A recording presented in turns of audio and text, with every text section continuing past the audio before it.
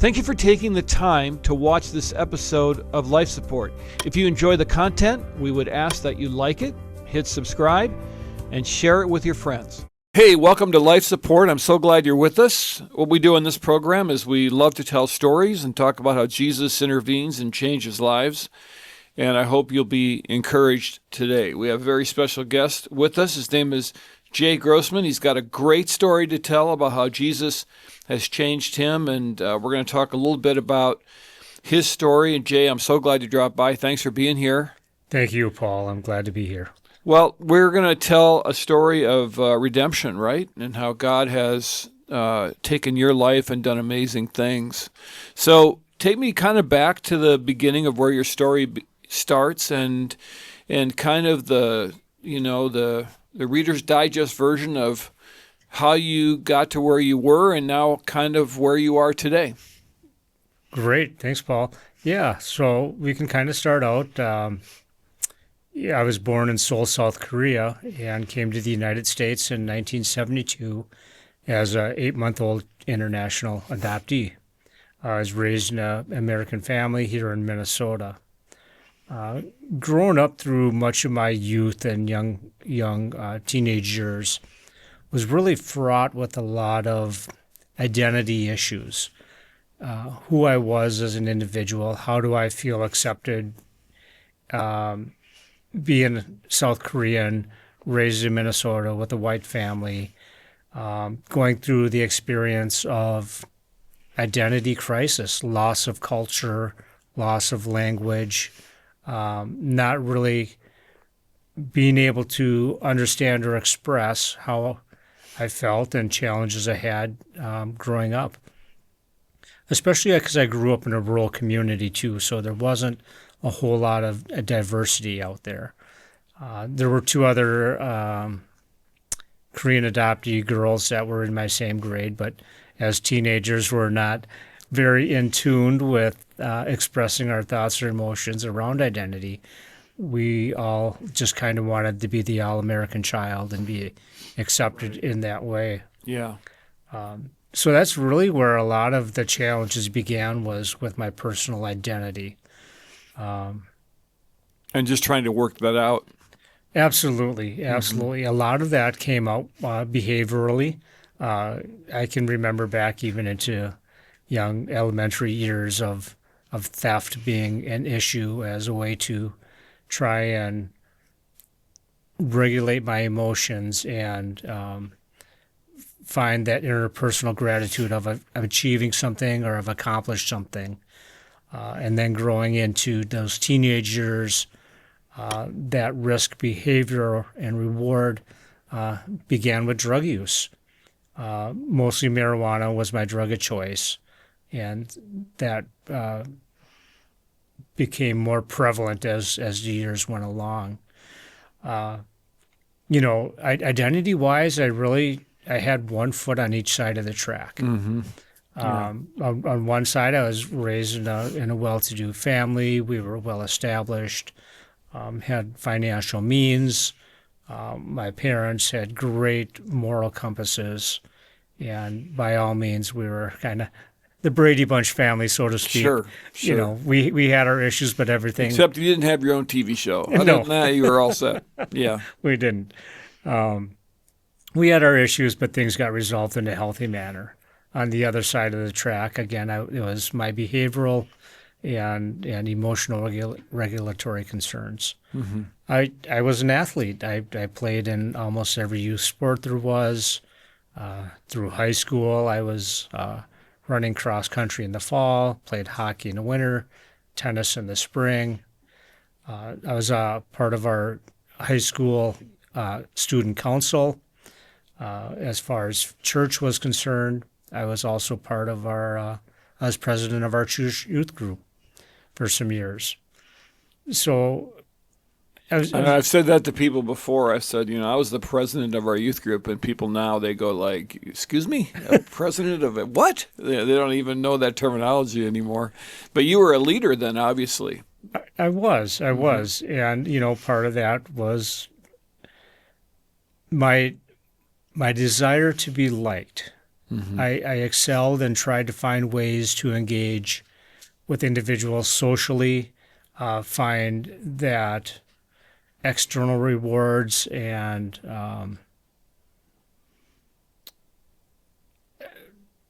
social recognition was something that I needed. It was my validation.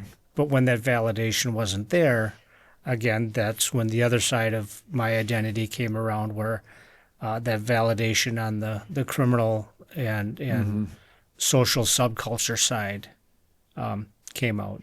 And when did that start to become a real problem legally and so forth for you? I would have to say right around the age of 14, 15. Okay. I believe I was 15 years old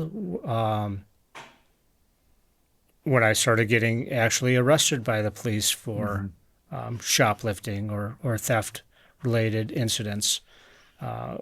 Many of those times it was our family's good name and identity within the community that would allow me to escape kind of that the court justice system side of thing. But I would get arrested and I would get caught and they'd just release me to my family. Right. At the age of 15 was my first real court involved incident, where it was a fifth degree domestic situation where I went to juvenile detention and then released and was on juvenile probation. Okay.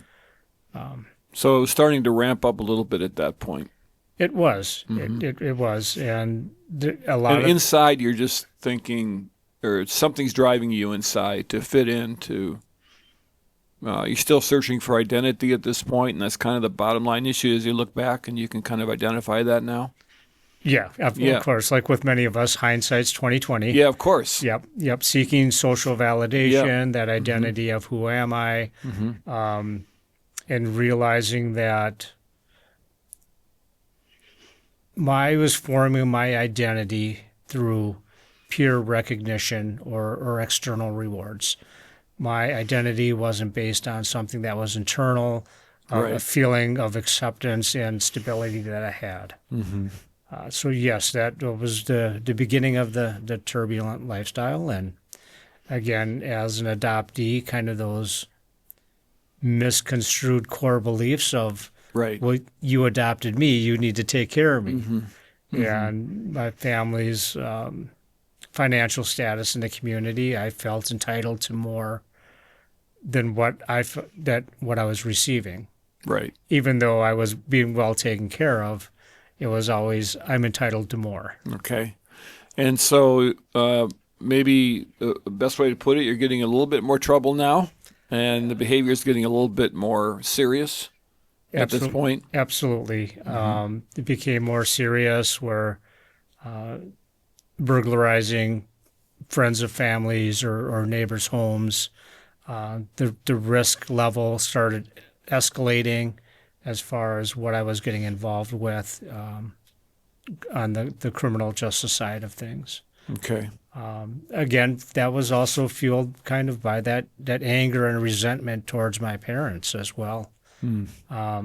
Misaligned anger and frustration, but that's who kind of received the brunt of it. Most of my crimes were property crimes. They weren't person crimes. So moving into adulthood now, young adulthood, was stealing from my parents. I was kicked out of the house. I left home. So I was on my own. But I would go back to the house when they weren't around, and I'd steal the keys to cars and steal it. It was I needed a vehicle to drive, and I knew where they kept the keys to the vehicles when they weren't home, and would burglarize their house, steal their checks and cash them for money to survive and party with. Now, you were a president of the youth group. You were an athlete. You were from a quote-unquote good family. So this had to come as quite a shock to your friends and family at this point. It was. there was a shock to that, a shock value, which would be evident later as we get to that. Yeah. But yeah, because I've three older siblings and one younger, and they were all within good standing within the community, and they were kids, but at the same time they weren't engaged in mischievous behavior at the same level I was. Right. So, All right. So you're doing burglary and those maybe not terribly serious, but it kept going from there, huh? yeah, felony level crimes, Right. and it kept going from there. Again, drug and alcohol use was part of my history as well during that time. So as they would say, jails and institutions were kind of my pathway in and out of drug and alcohol treatment programs, in and out of county jail. Mm-hmm. 3 months after I turned 18, I was convicted for my first adult felony. And, my father basically said, "You're an adult now. Now Mm-hmm. we tried to take care of you and shield you as best we could as a youth, but now you're an adult and you're responsible for your choices." So that led to the first couple stints in county jail for theft and burglaries and check forgeries. During those first young adult years, all the way up until mid-20s, I was probably in and out of county jail 12 different times. Wow. Mm-hmm. And so inside, did you know things were unraveling, or were you just kind of going day by day at this point? I was just basically in survival mode. Yeah. You're not thinking about how am I going to plan for my future? What is my living situation going to be like, a year down the road? It's what am I going to do today? How do I got to survive today? Mm-hmm. Where am I going to rest my head tonight? So there was a lot of impulsive decision making, and not a lot of forethought of looking around the corner, so to speak. If I engage in action A, what are the results going to be? Right. I wasn't concerned with consequences, and a lot of times, if I knew right from wrong, but I was ready to I'm gonna engage in the activities that I want to engage in, and I'll deal with the consequences as they come. Okay. And you were about 25 at this point, somewhere in there. Yeah. Yes. Yeah. Yep. So after the first couple of felonies at 18, at age 19, I went to prison for a short 21-month stint. Okay. Not long enough where I was able to really take a hard look at my life and the choices I was making. It was just a timeout from societal activities. Okay. Okay. Getting back out, I had a short period of re-engaging with my family, working for the family business. Their hopes were that was a learning lesson to try and get my life back on track. But as history repeats itself, work-wise and kind of a little professional-wise, I was doing okay.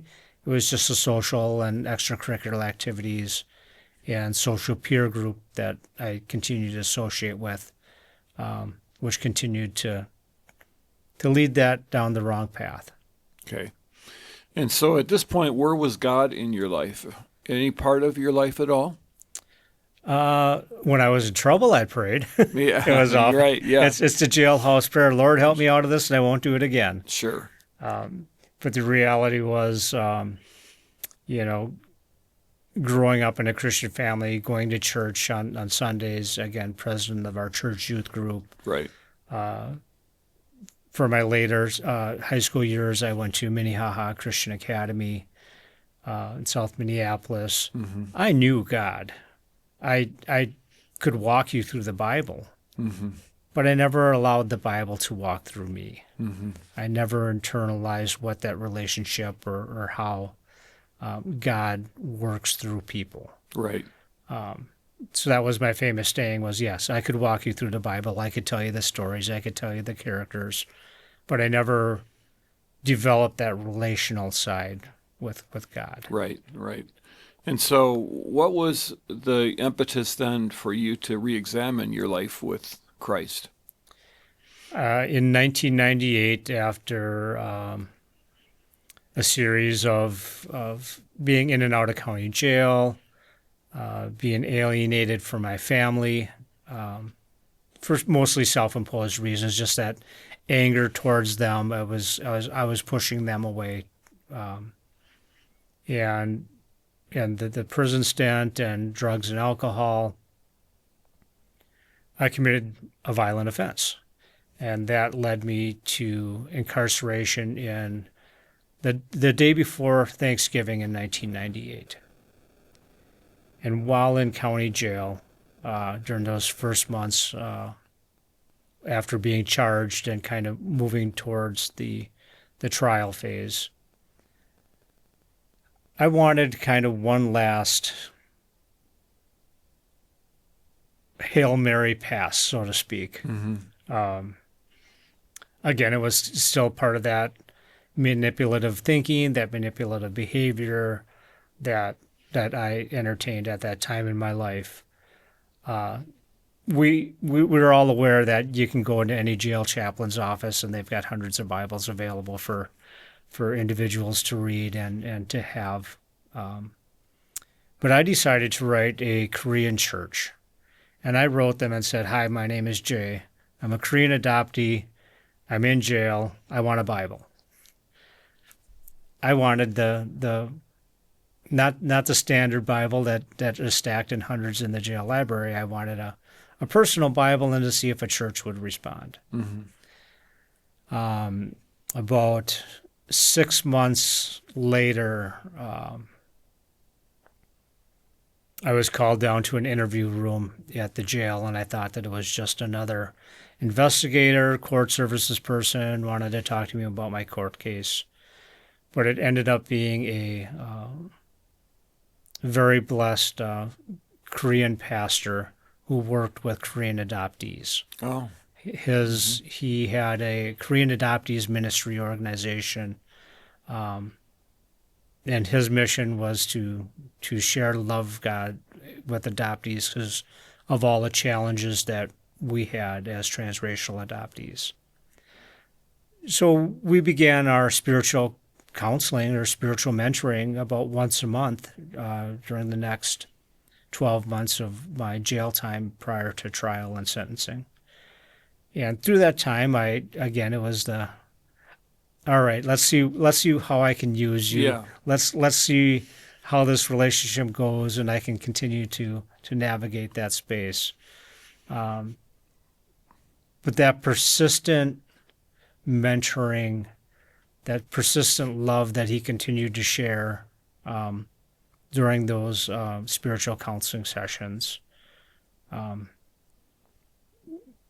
began to kind of wear down those walls of defensiveness that I had built up around me. And as the love of God just continued to pierce the darkest recesses of my life. And then in 1999, I finally received my sentence. Anger and aggression just kind of really played into that whole sentencing piece. And instead of taking a plea bargain for a fraction of the time, I was in angry man mode still, and I just said, "Screw you, courts. I don't care. Let's go to trial. I know I'm guilty, but I don't care anymore." Right. And I was sentenced to 40 years. I was still kind of numb to the sentence. I was like, 40 years, I don't know what 40 years means. I'm just trying to live my day to make it to the next day still. Going into the first 7 years of my prison sentence, it still wasn't focused on the future. I couldn't see any light at the end of the tunnel. There was no hope. About 3 years in, I had an appeal not on the conviction, but on the constitutionality of my sentencing. And that ended up reducing my sentence from 40 years down to 30 years, served 20 on the inside. Okay. So then I kind of started to realize maybe there is light at the end of the tunnel. I don't know what it looks like yet, but there is some hope. It doesn't seem indefinite. Yeah. So God was starting to open your eyes a little bit at that point, and we're going to have you back here, and I want to ask you a lot more questions about that, and I want to ask you, when you got out, you really became a businessman, a success, and that's quite a story because it's not easy then, is it, once you get out? Reentry is tough. Yeah. Yeah, but you were helped out by, was prison fellowship involved to help you at that point? Absolutely. Yeah. Yeah, helped to get on your feet and so forth? Yes. Yeah, and now you have your own business? It's not my business, but I work for a reentry organization that supports individuals with barriers to employment. Most likely it's through involvement with the justice system. Okay. But I'm on the board of directors for a faith-based nonprofit as well. Well, good for you. So if you had to sum up your story in a few short sentences, which I know is hard, how would you describe what God did for you? I once was lost, but now I'm found. Very good. I once was blind, but now I see. Mm-hmm. It's as simple as that. Yes. Okay. Well, I know it's simple, but I know there's more complexity to it. So when we have you back, I want to dig more into now you're serving that longer sentence, and you're starting to have your eyes open, and that's where we're going to pick it up next time. So I'm really glad you dropped by. Jay Grossman, and do you want to plug the business at all? Sure. Yeah. My business side is Repowered. It's a social enterprise nonprofit based in St. Paul. We do electronics recycling and refurbishing. Our main goal is to provide employment skills and training for those reentering the workforce after their incarceration or involvement with the justice system. Okay. And do you have a website? We do. It's getrepowered.org. Okay. I would also like to plug Mission 2911, which is the faith-based reentry organization that supports men and women who are reentering the community after their incarceration as well. That's good. I know I've learned a lot in these past couple of years about this. I know it's very, very difficult, much more difficult than people realize. So thanks for sharing your story. I'm looking forward to learning more. Appreciate you dropping by. Thanks, Paul.